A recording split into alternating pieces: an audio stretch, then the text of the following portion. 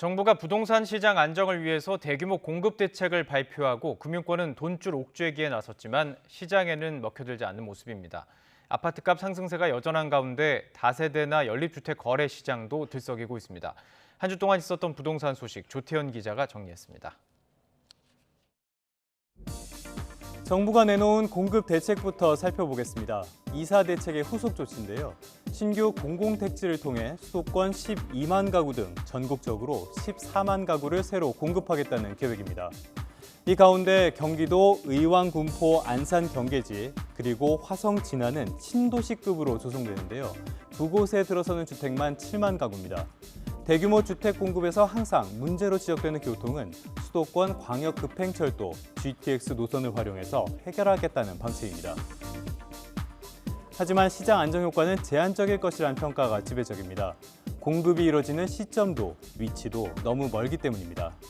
지금 나온 시장 물량을 보게 되면은 외곽 지역에 그리고 교통이 어떻게 획기적으로 개선이 될지 안 될지 의심스러운 지역이 많이 포함되어 있기 때문에 단기적으로 어떤 매수세를 진정시키기에는 한계가 있어 보입니다. 실제로 이번 주에도 부동산 시장은 뜨거웠습니다. 전국 아파트 값은 한 주 만에 무려 0.31% 올라서 관련 통계를 작성한 뒤 최고치를 기록했고요.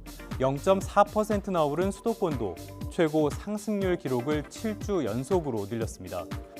정부가 공급 대책을 발표한 뒤 인근 지역의 호가가 오르고 있다는 점을 고려하면 다음 주 전망도 밝아 보이진 않습니다. 전세난도 좀처럼 개선될 기미가 없습니다. 전국 아파트 전세값은 0.2% 올라서 오름폭을 키웠는데요. 수도권은 올해 들어서만 7% 가까이 상승하고 있습니다. 전세난이 집값을 끌어올리고 그렇게 오른 집값 때문에 전세값이 상승하는 악순환이 이어지는 셈입니다. 기준금리가 올랐지만 코로나 대유행 이전보다 여전히 낮은 상황이고요. 전세값이 워낙 오르다 보니까 작은 집이라도 사려는 수요가 늘었기 때문으로 분석이 되고 있습니다. 이처럼 부동산 시장의 불안이 이어지면서 다세대나 연립주택을 말하는 빌라 거래량도 꾸준한 상황입니다. 서울에선 빌라 거래량이 8개월째 아파트 거래량을 넘어서고 있는데요.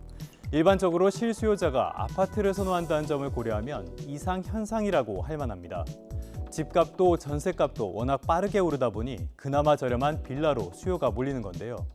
대체 언제쯤에야 무주택자들이 시름에서 벗어나게 될까요? YTN 조태현입니다.